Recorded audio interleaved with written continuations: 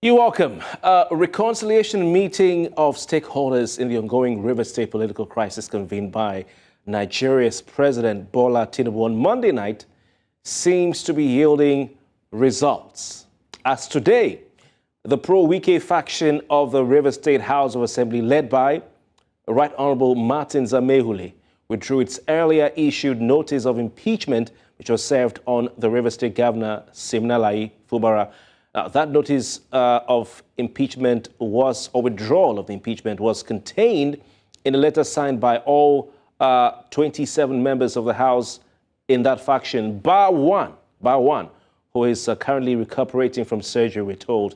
And it was read aloud by Amaewhule, the factional speaker, if you want to call it that, of the River State House of Assembly. Now, yesterday, if you remember, the People's Democratic Party, the PDP, in a statement said that the aforementioned lawmakers, led by Amaewhule, who are loyal to former Governor and Minister of the FCT, Nyesom Wike, who earlier defected from the All Progressives Congress, or to the All Progressives Congress from the PDP, had vacated and lost their seats. What the PDP said in a statement, a line also told by respected lawyer and senior advocate of Nigeria, Falana, who himself said that the Independent National Electoral Commission, Nigeria's electoral umpire, is required by law to conduct elections for the seats of the lawmakers. Now, Falana himself and Ijaw leader Edwin Piagbodo Clark, among others, yesterday questioned the validity of the intervention by President Bola Tinubu in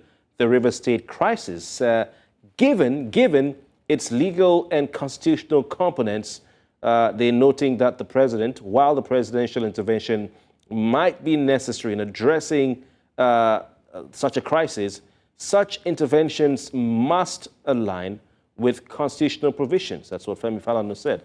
For now, the question on the lips of many is, does today's withdrawal of the notice of impeachment signal the end of the Wike-Fubara conflict?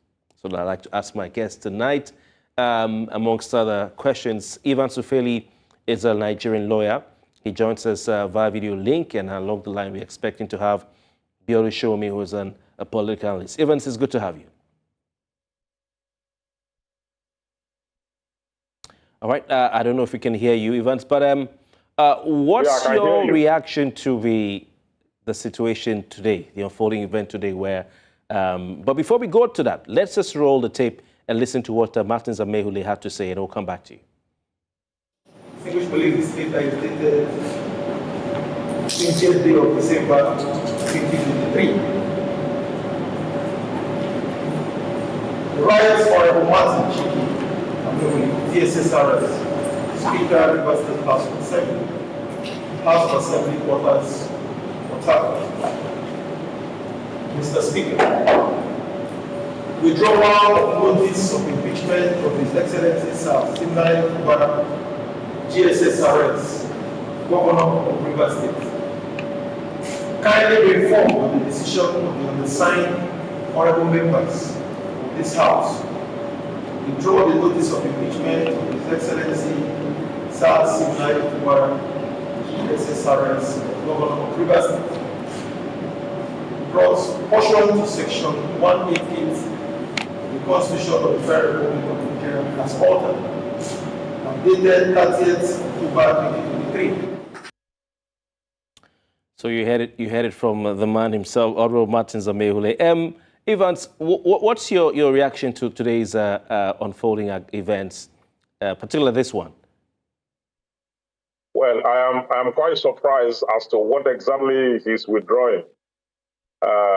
Him and the other 26 of them, what exactly are they withdrawing? By virtue of the provisions of the section of the Constitution that states that upon their defection, they have vacated their seats by law, 109 sub 1G of the 1999 Constitution as amended. Okay, so the fact that they have defected means that that notice that was served is ab initio of no issue whatsoever, because they are no longer senators, they are no longer House members by law. okay? And even the president's intervention in itself cannot and should not in any way oust the Constitution. Because what politicians do in Nigeria is to use their surreptitious maneuvering and manipulations to wrestle with the law and find some useless and fake political solution in quotes to usurp the authority of the law. The Constitution says in Section 1, subsection 1, this Constitution is supreme, and its provision shall have a binding force on all persons and authority throughout the federal republic of Nigeria. In Section 1, subsection 3, it says, if any law is inconsistent with the provision of this Constitution shall prevail, and that other law to the extent of its inconsistency shall be void. So the agreement that was put up by the president and his cohorts and his followers does not in any way override the constitutional provision that says upon such defection, when there is no division in PDP, they have lost their seat. So that is what it is. You see, the truth is that the reason this cannot be remedied, because I look at the agreement, when they talk about the 8 issues raised, that the governor should go and represent the appropriation bill 2024 to the House. You understand? So, and I'm wondering, what does that mean? Because the bill itself is now an act, okay? An appropriation act of Rivers State. Okay, you are not asking to go and represent in what, under what law are they going to represent that bill before the House? And if you look at the issue, the issue is that you are now coming before the public glare to say that you are withdrawing a notice of impeachment when you are not a lawmaker in the first place. Okay? So the intervention of the president, with due respect to him, to say the least, is most unfortunate. It has rather exacerbated the issue, and this will contribute further to the crisis we're going to have, because that agreement is, by its very nature, encouraging godfatherism in Nigeria. Godfatherism as it was fought in Edo State is what we expected in Rivers State. That as long as Fubara is aligning with the law, Wike will get to a point where he will be worn out by his own illegality. And his own plans and orchestration and maneuvering will collapse under his own contradiction. That's what we expected. But Fubara was too weak to stand and follow up through to the city. He was elected by the people. He has the mandate of the people. The lawmakers who defected lost their seat by law. Okay. He presented a budget before a house that is constituted. Evans, the lawmakers, 2 of whom we've had on this program over the past days, on the 25 or 27 of them on the Pro-Wike faction, as led by Martins Amaewhule, they argue that before any decision can be taken by any house of assembly, a quorum must be formed. And there are 31 or 32 members of that house. 1/3 of that number is 11. And they argue that the members who chose Edison Ehe as a Speaker of the House of Assembly were not even up to 4. You had Edison Ehe and 3 others. So it were 3 people who vote, because the Speaker does not vote. So what do you say to that? You see, what happened was that those who made him the Speaker were those who are left as lawmakers. Others are no longer lawmakers. 2 ways. It's either INEC go further to conduct the election and getting the complete house to fill up the space, or the members who now exist as lawmakers in the state, as presently constituted, whether they are 4 or 2, they have the power under the law. Because if it were that they deceived others and maybe surreptitiously went somewhere and did the election and elected Edison, then we can say, okay, that is true. Other validly elected members are there why they did that, and that is not a quarrel. But in this case, it's different. In this case, these persons who are speaking are no longer lawmakers by law. Yeah, but Evans, the defection of Martins, Amaewhule and co. And 26 others happened after Edison Ehe emerged as factional speaker. Remember the tweet by the governor at that time, just after the burning of the House of Assembly. So at that time they had not, defected. Yes, there was a fashion. There was a fashion, okay? And it was as a result of the fashion that Edison emerged. You understand? And remember that... But they are questioning the process of his emergence as speaker, because they're saying, okay, if they're going to kick out, the former speaker, Martins Amaewhule, and put Edison Ehe there, then there's a process. And they're saying that a quorum was not formed for the decision to bring a new speaker. 11 members, they have just 3 who voted. Yes, yeah, right. The quorum was not formed. The quorum was not formed, but if you want to look at the legality of the question under reference, where are the members now who are supposed to form the quorum? Let's assume but not considering that he's not validly elected as a speaker of the House. And in a way, okay, can this be regularized? Where are the members who are supposed to form the quorum? And that the court has sanctioned that, has recognized Edison as the Speaker of the House. Okay? The truth is this. The law is what the court say the law is. The law is not what you and I read in the law book. So if a competent court of jurisdiction has recognized Edison, his position as a speaker regularized by a court of law. By virtue of the doctrine of necessity, it has been regularized. So whatever argument they want to bring, they should go to court to further ventilate that argument. And remember, they don't even have the locus to go to court because they are no longer lawmakers. On the basis of what and on what ground are they going to go to court to contest that issue?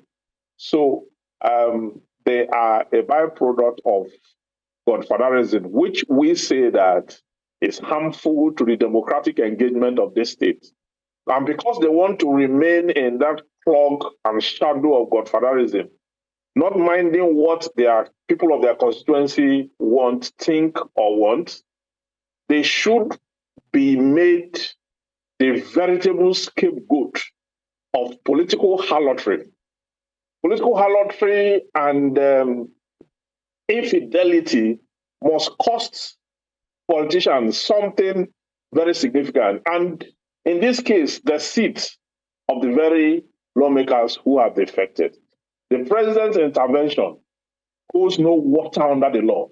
You know that once a matter has gone to court, if you want to settle outside court, you have to inform the court first. Once you settle outside court, you reduce it into writing, we call terms of settlement. You take that terms of settlement back to the court, then the court will enter that terms of settlement as consent judgment of parties. In this case under reference, the politicians usurped the authority of the court. The court was not informed. Even after they made the agreement, they signed, they threw it to the public, they didn't go to the court to have a seal on it.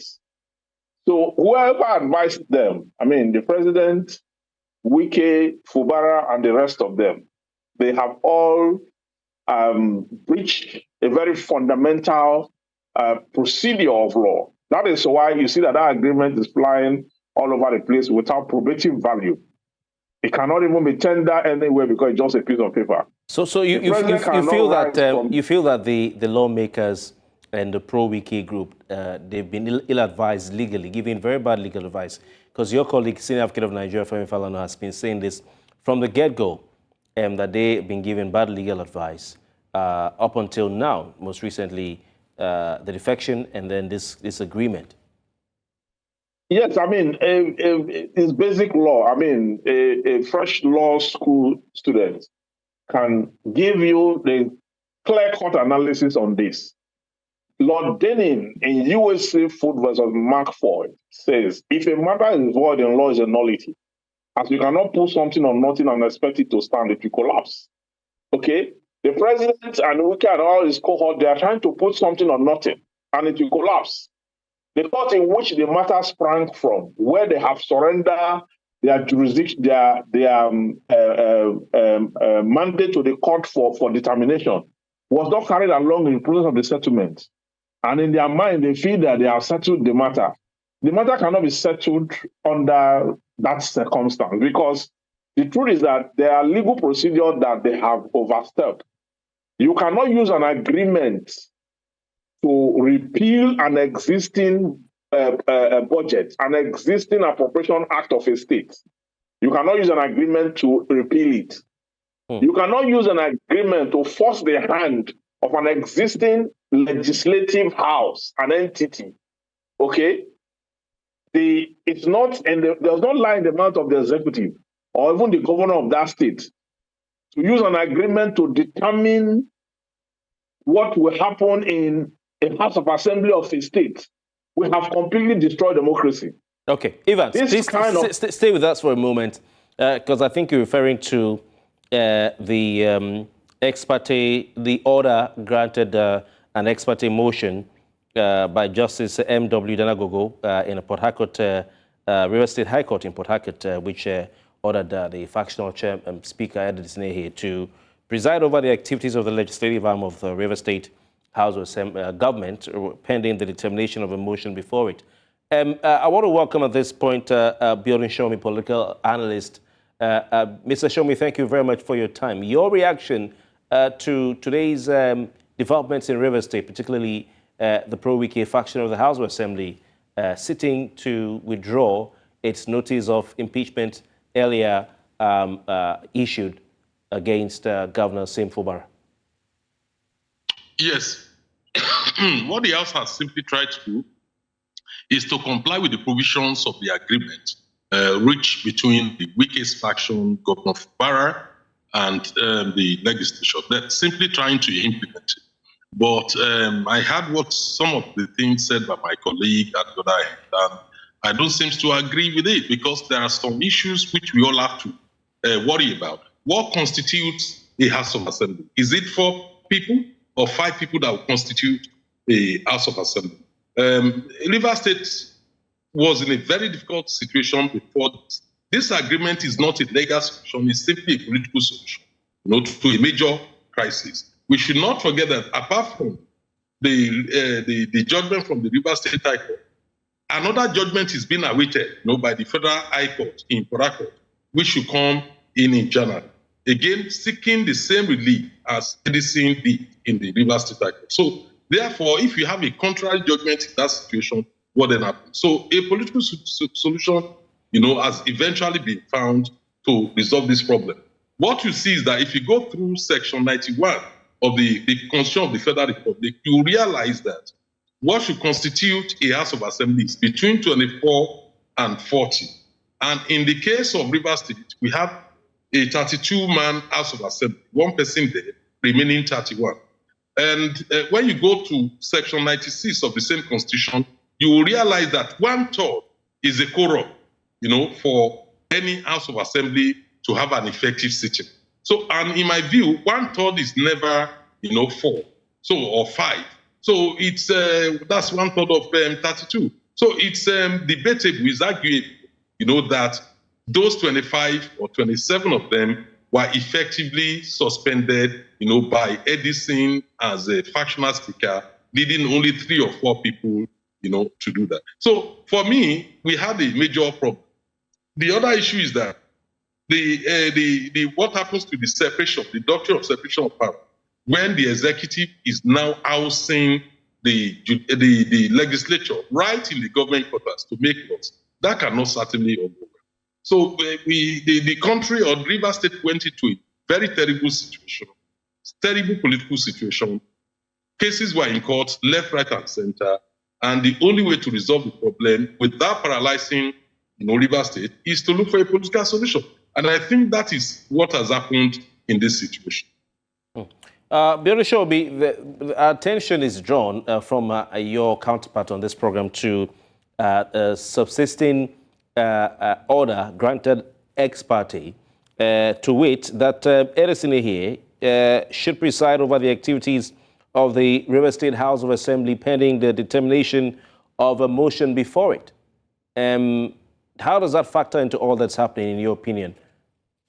Look, all this can only happen in Nigeria, and we have laws defending it. Let me tell you what is the ST about. On October 30, agency filed a case, knowing that he has filed the same, he sought the same with Federal High Court. The Federal High Court has had all arguments, taken all submissions, and fixed January for resolution, for a judge. It may be because perhaps he thought maybe the judgment will not be favorable. He decided to go and help for another River State High Court, pending the judgment of the Federal High Court on the same relief, same ground, same purpose. And then he filed it on October 30. It was assigned to the judge on November 1st, and only for the judge on December 12th to grant an ex parte order. What is urgent about that? When you talk about ex parte, this is one of a classic example of the abuses the NJC complained about when a court grants ex parte. So ex parte is to arrest a situation that if you don't, it will force a fait accompli or it will destroy the subject matter. And in this case, the judge had the case since November 1st. So what is so urgent by December 12th? In my view, even that case is an abuse of court process, because already the same case, the same relief, the same parties were before the Federal High Court, before they went to file the same case, seeking the same relief in River State High Court. And due to that problem, the judge already granted an ex parte on a matter which he should have ordinarily dismissed as an abuse of court process. No matter what, whether a judge is right or wrong, a court decision is a court decision. So until it's overturned, I agree with you. But the fact of the matter is we need to look at the circumstances, we need to look at the issues. We should not be abusing the judiciary or using the window shopping for judgments, all around. Except anybody can, except the judgment of the Federal High Court will coincide with the judgment of the State High Court. Then in that case, I will agree, right. But it still does not stop the fact that it's an abuse of court process. Evans?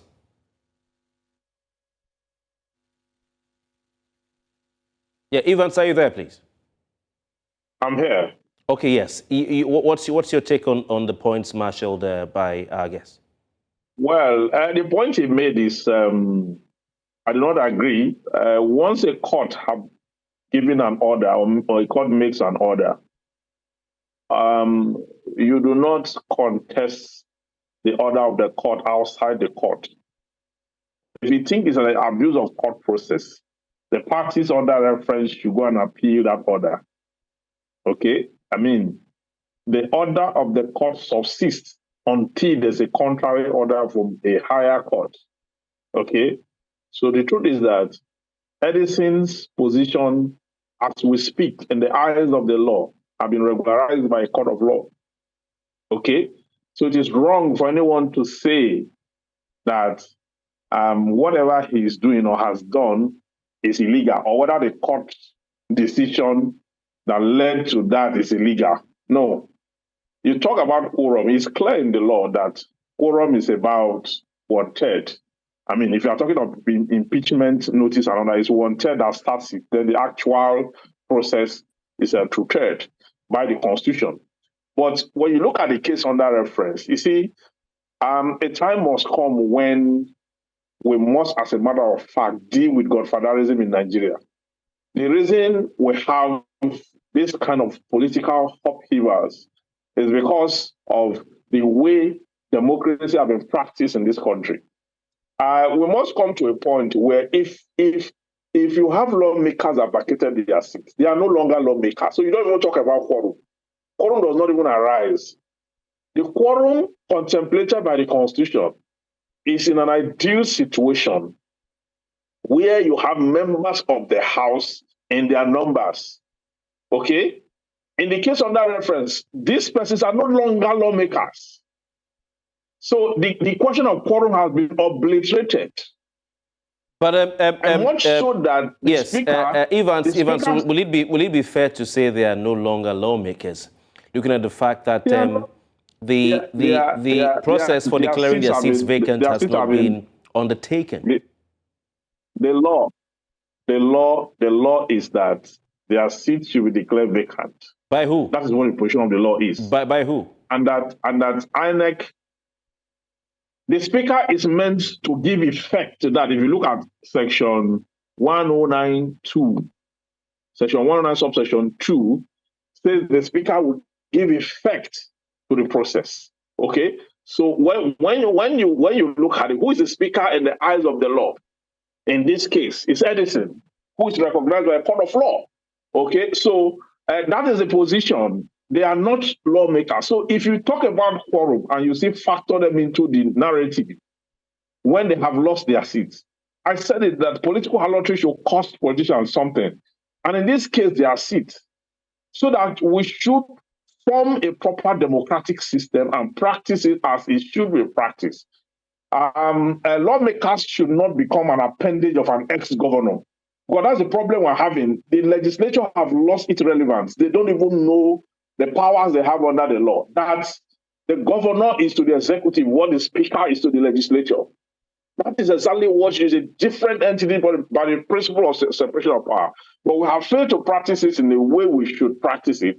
People should be disciplined. With the Constitution has made provisions, it should be followed to its letter. That is the only way we can develop and grow. That is why I'm not happy with Fubara, because he's neither here nor there.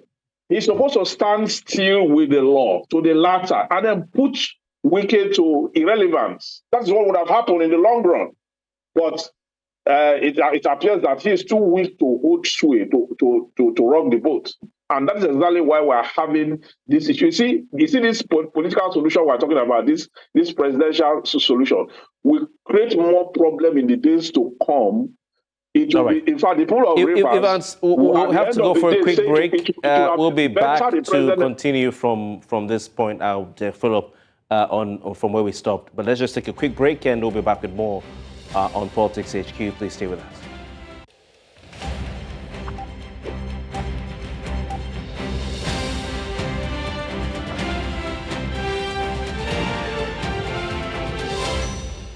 Welcome back. We're still looking at the unfolding situation in Rivers State as far as the politics of that state is concerned. Of course, like we earlier said today, the Rivers State, the faction of the Rivers State House of Assembly loyal to former governor and minister of the FCT, Nyesom Wike, sat and withdrew its earlier notice of impeachment served on the current governor of the state, Governor Siminalayi Fubara. And we want to know what our guests think of this and, what this portends for the peace of Rivers State. Our guest tonight, legal practitioner Ivan Sofeli, political analyst, Bjorn Shomi, join us via video link. Gentlemen, once again, it's a pleasure having both of you. Now, Evans, before we went on the break, you made a point, and you were on section 109. You said that the House of Assembly Speaker is the one who gives flesh, as you put, or power, effect, to the process of declaring the seat of any decamped or defected member of the House vacant. And 109 says a member of a House of Assembly shall vacate his seat in the House if A, I'm just going to go to G, which is where what we're interested in. If being a person whose election to the House of Assembly was sponsored by a political party, he becomes a member of another political party before the expiration of the period for which that House was elected. He says the Speaker of the House, that's subsection 2 of 109, the Speaker of the House of Assembly shall give effect to subsection 1 of this section, so, however, that the Speaker or member shall first present evidence satisfactory to the House that any of the provisions of that subsection has become applicable in respect of the member. And I think Edison Ehe said that they have received, pictures and videos of the members, decamping to the APC. They've seen social media accounts and all that. So I want to go back to you, Bionishomi.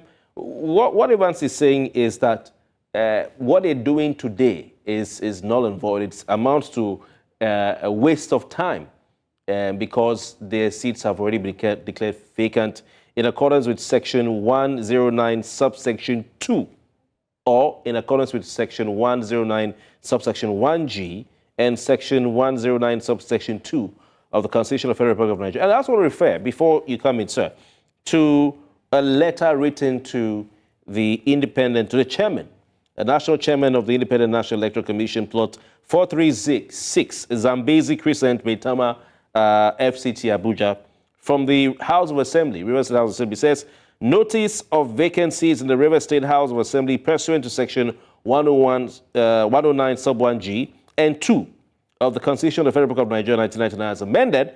It says, in request for conduct of fresh election in the 25 state constituencies in the River State House of Assembly. That's the first letter sent. It was marked as received. The second one is a House resolution, now brought the names of those who have been affected.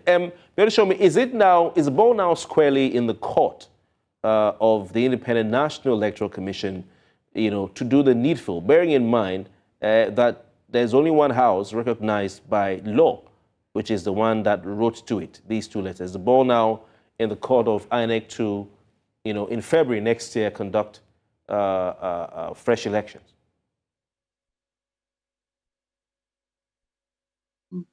My colleague, I will continue to harp on the fact that something cannot sit on nothing. Even if you don't like Wike, you have to go through the legal roads to remove it. I have sympathy for Fubara, not necessarily, for Wike, but the fact of the matter is he has to go through the proper routes to deal with this problem. When you look at the provisions of Section 109, subsection 1G, you will realize that there are provisos. There are 3 provisos before you can declare the seats vacant. The first one is there must be division in the party. The second one is through a merger of your political party with other political parties, you can choose to extricate yourself and say, look, I'm done. And then you will not lose your seat. And the third proviso is if the faction that sponsors you in the election got divided or got splintered, then you have a right to leave. So when you look at the division, the argument of those 27 is that there was division at the party secretariat. They were making references to different cases involving the general secretary of PDP national. That is one. The second aspect is the division itself between Wike and Fubara. Will it form a basis for a defection if you look at the third proviso? So these issues are arguable. Then do not forget also that it cannot be right that you have a problem and you now get the SSG, the brother of the SSG from the same parents to sit, the current SSG to sit in judgment. And then that is now being portrayed as if it's something that is on the side of the law, what is morally right and all that. I don't agree with all that. But when you actually look at the position of INEC, people are not being told that there's another federal court judgment, asking INEC or restraining INEC from conducting elections into those offices. They were challenging the fact that they've been removed. And as far as there is a case in court, there's a subsisting case, they cannot claim that those people have ceased to be members of the House of Assembly because they have appealed that decision. There's a subsisting court ruling that INEC must not conduct elections into those offices. So what do we make about the federal court ruling? Are we just going to ignore that because it's convenient? Are you talking about the one by Justice Okoro? Because I don't know if he actually sat on the 18th. The document came out a day before. Did that restraining INEC from conducting elections? No. Into those offices until the determination. Did that court sit? Because the documents were circulating on social media on the 17th, ahead of 18th. But did he actually sit to make that the same order? Well, I read the papers, and that's what I read from the papers. Well, like you said, this is Nigeria, and we are in a very complex situation in Rivers State. Both parties are pumping out different things. I know there is a judgment coming up from Federal High Court, Port Harcourt, in January also, which let's wait and see what it is. If in reality an appeal has been filed, that's a stay of action. So therefore, we cannot rightfully say that all the 27 people have lost their seats if the decision taken by the Speaker has been appealed. That is my own contention here. This further problem which I see is that they are all using courts of coordinate jurisdiction rather than going to court of appeal. People are shopping for judgment left, right, and center. And at the end of the day, it does not augur well, for Rivers State, because we don't want crisis in Rivers State. I understand the political issues between the upland and riverine area, which I don't think politically one has to be politically responsible not to emphasize on that issue. You've raised a very important point, but we need you to shift your seat a bit to your left so that we can see you clearly. We want you to be centralized. Okay. If you just shift your seat to your left a bit. I want you in the middle of your frame. Evans, Nyesom has raised an important point. I do not know, because I saw the reports, but the thing is, I saw one or two reports, and then none of my sources has been able to confirm to me that what we saw, that judgment we saw, the document on the 17th of December, meant for to be given on the 18th, that it was actually given. So I don't know if you've heard, but if that is the case, then what your counterpart on this program has said is that there's also a subsisting court order that stops INEC from conducting elections to replace these lawmakers. So what do you expect INEC to do now? I know about that order. Assuming we're not considering that it was actually correct, because we saw it days before the court started.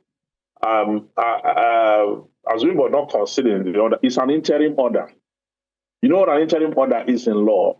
An interim order is an ex parte motion filed that where they have made prayers before the court that the court should restrain INEC.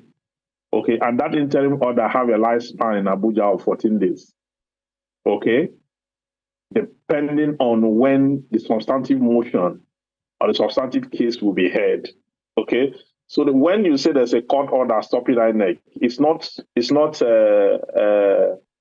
everlasting. It's not an everlasting order. It's not a perpetual injunction. But even the same order regarding Edison here being the court-recognized Speaker of the House of Assembly is also granted ex parte. It was ex parte. I'm not saying it's not ex parte. It's ex parte. But the truth is that it is meant to preserve the rest, depending on the determination of the substantive suit in both cases. Okay? Because when we say there's a court, because the way it is so why are we upholding one as being valid and then saying one is just temporary? Since they're both granted on ex parte motions. I didn't say one is temporary and one is valid. No, I didn't say that. What I said is this, that the first order that was issued, okay, in the court report regularized Edison's speakership. That's what I said.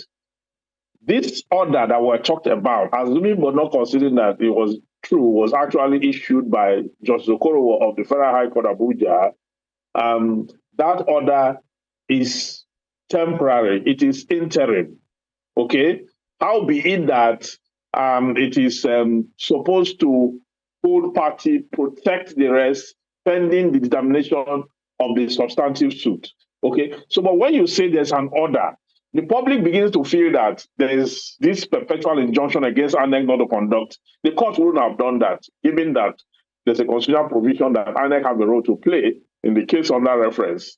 Okay, so it couldn't have been so. At the end of the day, the only issue here that is contrary to law in this whole narrative is the presidential intervention, which is not an intervention. Because in that agreement, nobody is talking about those lawmakers in terms of their status, whether they are going back to the PDP or they are still in the APC. But you are not asking them to go back. Then you are asking the House, the governor, to go and represent an appropriation bill before the House.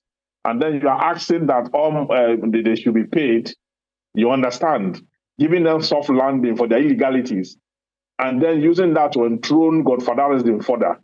Is that what we should be doing in this country? Is this how to practice democracy?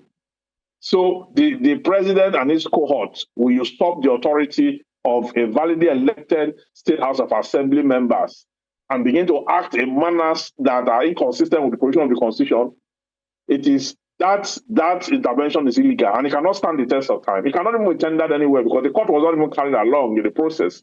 You have to, if a matter has gone to court, if you have to settle that matter, the court will allow you to do so. But you must come with the stamps of settlement back to court and enter same as consent judgment of parties. That has not been done. So the illegality, the presidential intervention is a further voyage into illegality on the already existing one that we're talking about. And this is, to say the least, most unfortunate. Okay. Gentlemen, the president, the governor yesterday gave a speech where he said that no amount is too big to pay for peace, almost sobbing at the end. What is the reading or your reading of that statement? And with today's development in the House of Assembly, or whether they recognize or not, do you feel that this crisis is finally over and normalcy is setting in? I want to go to you, Bjorn, show me. Well, I think it's a political solution that has been found to this problem. And I think it's better with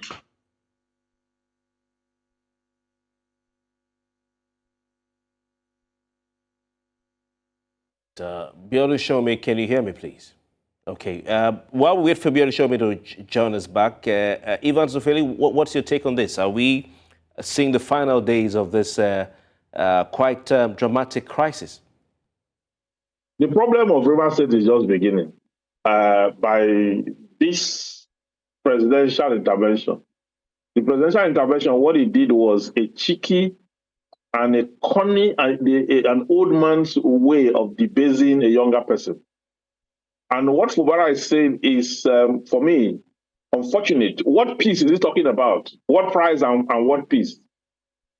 They have twisted you. The people of Rivers State were not carried along. Why did they even yield to signing that document without asking for at least 1 week time within which to return? Even the lawmakers who are supporting him and the people who are supporting, they will leave him very soon because he appears too weak. He cannot stand against illegality. When he's at the right part of law, what do you do when you're at the right part of law? You hold to and ensure that you fight the opposition to a standstill. That is what is expected of him. Today is hot, tomorrow is cold.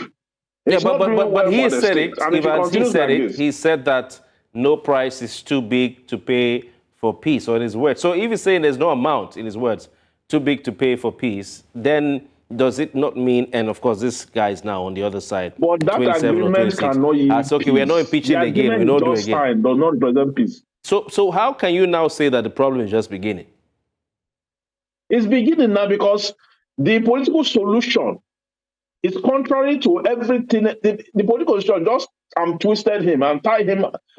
Members of the House who jettison their seats have been guaranteed salary for December. Okay, by virtue of that agreement, if they are going to go through it. Budget that have been passed, they are asking that he represents it and all that. Then the decisions reached already. The agreement is reversing steam, and they call it political solution. So political solution is supposed to extinguish the rules of law. It's not a solution. And just watch. All right. The judges are already saying this is unacceptable. First, he did not even carry along the members and then those who support him. So, gentlemen, I would like to thank you very much for your time tonight. Let's see what happens. INEC, they've said they're conducting by-elections and supplementary elections in February 2024. We don't know if Rivers State will be one of those states. But let's see what happens going forward, because they are still receipt of a letter. Let's see also what the courts will say in both cases, that courts of coordinate jurisdiction. For now, we're watching, we're reporting, but Thoroughly enjoyed the conversation with you, Ivan Sofeli, legal practitioner, and Biori Shomi, political analyst, whom we lost along the line. Gentlemen, thank you for your time. Thank you. All right. And that's the sides of our package. We have been front and center as far as the River State political situation is concerned, with live coverage right here on News Central TV. You do not have to change your dial or your channel, because we are on the ground. My name is Kofi Bartels. The size of a package tonight. We return tomorrow with more on Politics HQ.